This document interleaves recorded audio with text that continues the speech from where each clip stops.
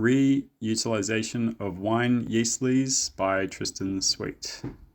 The title to this research is The Application of White Wine Lees for the Promotion of Lactic Acid Bacterial Growth and Malolactic Fermentation in Wine, and it was carried out in France and in Spain. So why am I interested in the subject? Well, in winery waste, 25% of that consists of grape solids and yeast lees. And wine production globally in 2018 reached 292 million hectoliters. The potential benefits could reduce our reliance on importing organic and inorganic nutrients, lowering the carbon emissions. And sustainability and repurposing of industrial byproducts has become increasingly important. And a bit of background on lees. Lees mostly consists of yeast cells that have settled to the bottom of a tank after primary fermentation. However, it also includes yeast cells, tartaric acids, bacteria, phenolic material, remnants of grape solids, volatile compounds, phenolic acids, stilbenes, and anthocyanins, and a lot more. And attempts to use lees in different industries such as animal feed, food ingredients, and even nanomaterial productions have been investigated, but there's little research done on actual benefits for winemaking. It's a bit of background information. So malolactic fermentation is the conversion of malic acid into lactic acid by lactic acid bacteria. These bacteria, they require nutrients, and they're often in difficult growing environments due to the low pH and high alcohol content of wine. And there's also really limited research on adding lees yeast to actual wine and how it helps. But there's also risks of the lees addition increasing spoilage yeast and bacteria. There's actually 4 separate experiments within this one paper. So it's looking at the lees effects on the actual growth of the bacteria, and then the performance of the malolactic fermentation, as well as how it affects wine aroma and potentially encouraging the growth of Brettanomyces. Objectives and aims with the first experiment is to evaluate whether adding white wine lees will stimulate lactic acid bacterial growth. Is to determine whether the lees provide nutrients to enhance these beneficial bacteria. And experiment number 2, to promote malolactic fermentation, the objective is to assess whether wine lees promotes malolactic fermentation efficiently. And the aim is to investigate whether lees addition reduces the malolactic fermentation time and supports successful completion. Experiment number 3, the impacts on wine quality. The objective is to analyze how wine lees affects the wine's chemistry, composition, sensory attributes, and quality. And the aim is to ensure lees does not negatively impact the wine flavor, aroma, or sensory properties. Experiment number 4 is to assess the risk of spoilage, and the objective is to examine if wine lees encourages the growth of undesirable microorganisms like Brett, and the aim is to ensure lees does not promote these spoilage organisms. Lees in this experiment, so they're all collected from different vineyards. There's a few different varieties in there. There were 4 lots of lees, with the only real difference is the Sauvignon Blanc came from 2022 vintage. And they're all collected, then freeze-dried and stored at 4 degrees. First experiment used 6 different strains of lactic acid bacteria in total. And the growth conditions for these bacteria were they were all grown in a grape juice medium and inoculated at 25 degrees. The experimental setup was the combination of different concentrations of red grape juice and different concentrations of lees. The media was 100 milliliters of grape juice with or without 10 grams per liter of wine lees, while the growth of the bacteria is monitored while temperatures and pH levels were adjusted. Materials used for the first experiment were 4 different types of lees, the red grape juice, and you've got your 6 different strains of bacteria, and you have your cultural equipment, so the test tubes, an incubator, microscopes, plating, so agar and a grape juice medium, and the syringes, and then the pH meter.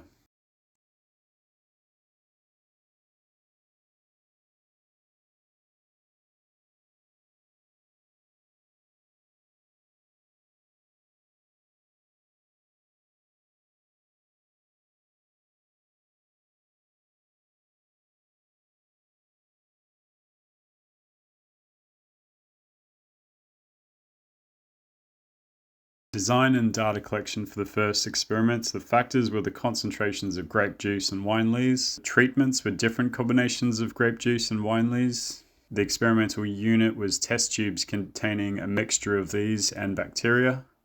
The replication was multiple test tubes of each combination. And the randomization was just the random order of testing the combinations, with the constants being 25 degrees, a pH of 4.8, and the bacterial inoculation methods. And the data collection was daily measurements of the bacterial growth. Lactic fermentation performance. The performance was evaluated, and the impact of wine lees on the bacterial growth and the fermentation was tested in a wine-like medium and actual wine. The conditions included various concentrations of wine lees and different initial bacterial populations. Data was analyzed using ANOVA, followed by a Tucky post hoc test. Tucky material was used in experiment 2 with the wine-like mediums, the actual red wine, wine lees 1, 2, 3, and 4. There were 3 different strains of bacteria, different fermentation vessels, so there's little syringes, larger bottles, some barrels for the actual wine, a pH meter, your malic acid assay kits, an incubator, and chromatography equipment. Methods: the wine lees was added at rates 0.25 and 0.5 grams per liter at different bacterial populations were added to the wine and the wine-like solutions, and the fermentation and bacterial population were monitored periodically.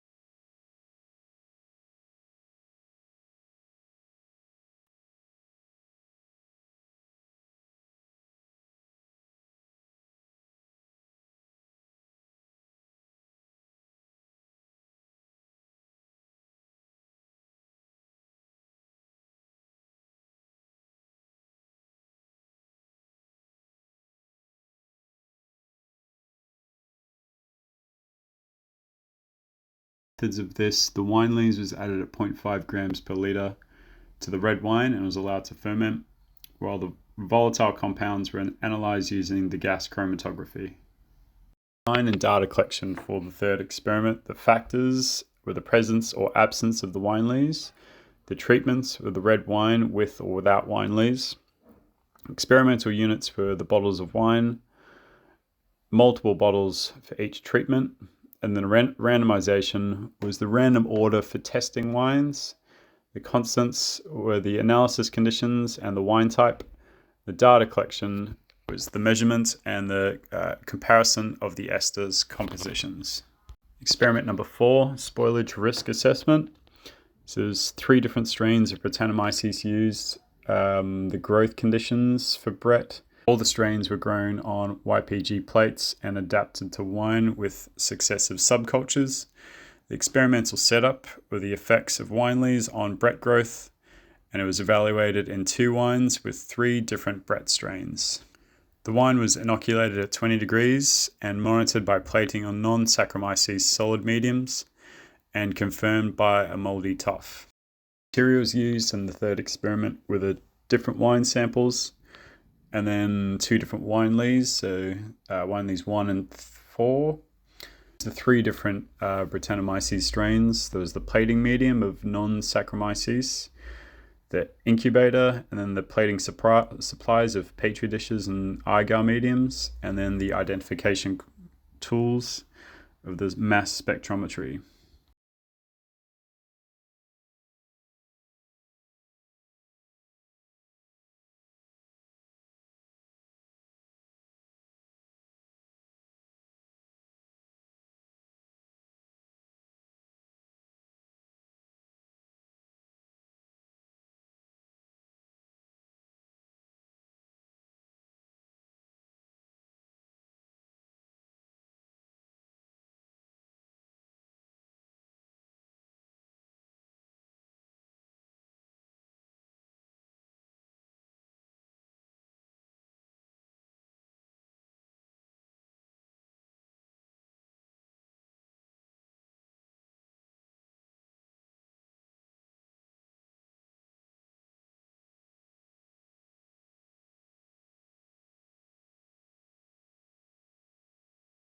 The results for the stimulation of the lactic acid bacteria, and the key findings it increased the growth of a bacteria species with the lees additions.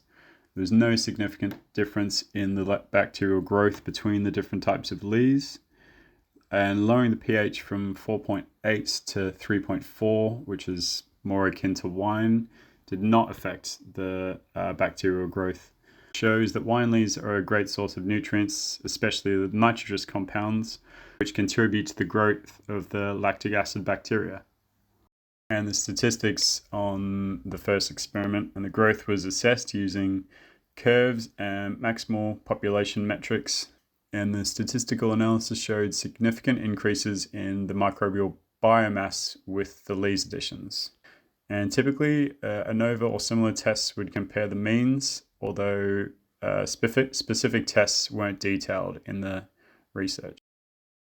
So the results of the second experiment showed that the addition of wine lees enhances the fermentation, which led to a faster completion of malolactic fermentation, and that there's a linear relationship between the lees concentration and the duration of the fermentation, with high concentrations of lees leading to a faster completion of malolactic fermentation.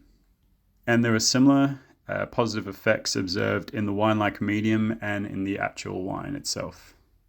Statistics of the second experiment showed the results were analyzed using mean comparisons and a correlation to the coefficients, and significant differences were observed in the malolactic fermentation duration and the bacterial growth, and they were determined using the Turkey post hoc test and the Kruskal-Wallis test.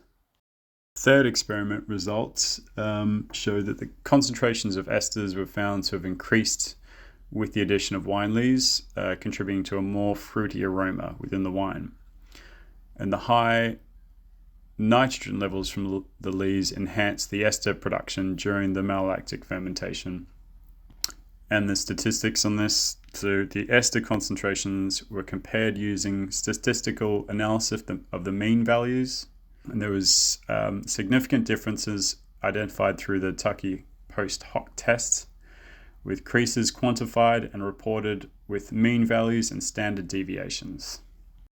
And for the last experiment, the results of the spoilage yeast. So the addition of the lees did not significantly affect the growth of Brettanomyces within the wine. But further research is needed to explore other spoilage yeast types and bacterial strains. And the statistics on this, the growth data was analyzed using the Kruskal-Wallis test and showed no significant effects with the wine lees additions. Summary of conclusions. So overall, the findings suggest that wine lees are a valuable resource for winemaking, offer nutritional benefits, enhancing malolactic fermentation, improving wine aroma, and without promoting spoilage yeasts and bacteria. So to summarize the first 2 experiments, it showed that the wine lees provided a beneficial nutrient source, and it was supporting the growth of the lactic acid bacteria and improving malolactic fermentation's efficiency. And the practical applications in winemaking can reduce our reliance on imported additives. And for wine quality and aroma, positive impacts were observed on wine aroma through the increased ester productions, while there were no adverse effects, making wine lees a viable option for enhancing wine quality. As for spoilage risk, the wine lees addition did not promote the growth of spoilage yeast Brettanomyces, ensuring no significant spoilage risks. However, further research is needed to confirm the results across all strains and different types of spoilage yeasts and bacteria. Lees is a sustainable and viable option. By recycling wine lees, we can reduce the environmental impact and enhance sustainability. Implementing wine lees in the use of winemaking processes offers an economical and ecological benefits. So what did I learn through this? Well, I learned we're not crazy at my workplace because we've been doing a lot of trials with lees and helping us with primary and malolactic fermentation, but we haven't really recorded any data yet. So this is a pretty good starting point for me. And overall, lees is a pretty beneficial winemaking resource, and we shouldn't just discard it so readily. However, lees can also often go volatile, so there needs to be more economical options for leach storage. And there needs to be a lot more research done on potential negative impacts of wine lees additions. And if you found this interesting, here's some reading recommendations. The first one is actually really interesting. I wanted to use it, but I just ran out of time. And that's how much a wine lees addition enhances the alcoholic fermentation. There's also research on its antioxidant properties, the effects of aging wine on lees, and then other uses for lees. And then if you really want to get deep, the nutritional characteristics of wine lees.